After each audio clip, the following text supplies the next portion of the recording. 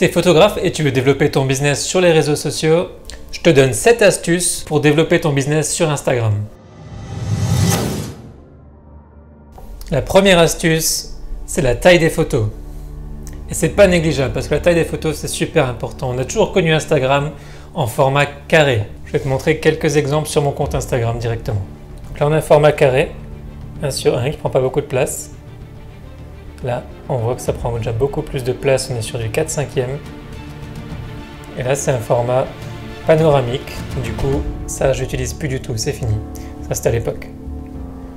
Là, on a du 4/5e, ça prend presque tout l'écran. Tu vois où je veux en venir? Plus tu prends de place sur l'écran des gens, plus tu seras mis en valeur, plus tu vas rentrer dans la tête des gens, de tes clients, de ta cible, et plus surtout Instagram va te mettre en valeur. Parce qu'ils vont passer plus de temps à regarder ta photo. Si maintenant tu es photographe de paysage et que tu veux mettre un panorama, forcément un panorama ça va pas prendre beaucoup de place sur ton écran de téléphone. Je te conseille de créer un carrousel. Donc tu vas commencer avec ta première image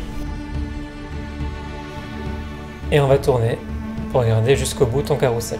Et donc là j'en viens à mon deuxième conseil, utilise les carousels, c'est super important. Pourquoi? Tout simplement parce que tu passes du temps à swiper, donc à tourner les photos sur Instagram. Et ce temps que tu passes sur Instagram, tu le passes pas sur Facebook, sur YouTube, sur TikTok. Et c'est ce qu'Instagram veut. Il veut que tu restes sur son réseau social. Lui, ça lui permet de gagner de l'argent parce qu'il va te proposer des publicités ciblées. Instagram a bien vu que TikTok est en train de prendre une place considérable sur le téléphone des gens. Beaucoup de gens passent beaucoup de temps sur TikTok parce que justement c'est facile, on swipe, on passe de vidéo en vidéo. Donc quand on regarde une vidéo, c'est minimum 30 secondes on va dire. Et du coup le temps là, il n'est pas passé sur Instagram. C'est pour ça qu'Instagram va mettre en avant le temps passé sur son réseau social. Donc pour ça il y a deux solutions, c'est soit tu fais des carousels, soit tu fais des réels. Les réels sont beaucoup plus mis en valeur que les carousels ou qu'une photo simple ou qu'une vidéo simple sur ton feed Instagram. Mon troisième conseil, c'est de mettre une belle photo de profil sur Instagram. Tu vas me dire, mais j'ai peut-être une photo qui est déjà sympa. Oui, mais est-ce qu'elle est reconnaissable? Parce que je vois des fois des photos de profil avec des fleurs, avec des tortues, des lapins, enfin bref, peu importe. Et pourquoi il faut mettre ça en valeur? Pour cette raison très simple, c'est à cause des stories. Si tu mets une belle photo de profil ici reconnaissable dans les stories, les gens vont avoir envie de cliquer. Là, je vois que c'est tout noir, j'ai pas envie de cliquer par exemple. C'est juste des initiales, c'est son logo. Pense à bien réaliser cette photo de profil qui est très importante pour les stories en haut. On va avoir envie de cliquer sur un visage qui est là, qui est souriant, plutôt que sur des initiales d'un logo par exemple. Pour aller plus loin, les gens ils ont envie de voir un visage. Et si en plus il est souriant, c'est parfait. Si la photo est encore bien faite, que le fond est clair derrière, qu'il n'y a pas plein de choses derrière, c'est encore mieux. On fait une petite pause pour l'algorithme YouTube ce coup-ci, où tu vas mettre un petit j'aime en dessous, tu vas t'abonner, tu peux mettre un commentaire ou cliquer sur la cloche, ça c'est comme tu veux, mais j'insiste vraiment sur l'abonnement et sur le j'aime pour que l'algorithme de YouTube me mette en valeur comme l'algorithme d'Instagram, ce que je suis en train de t'expliquer.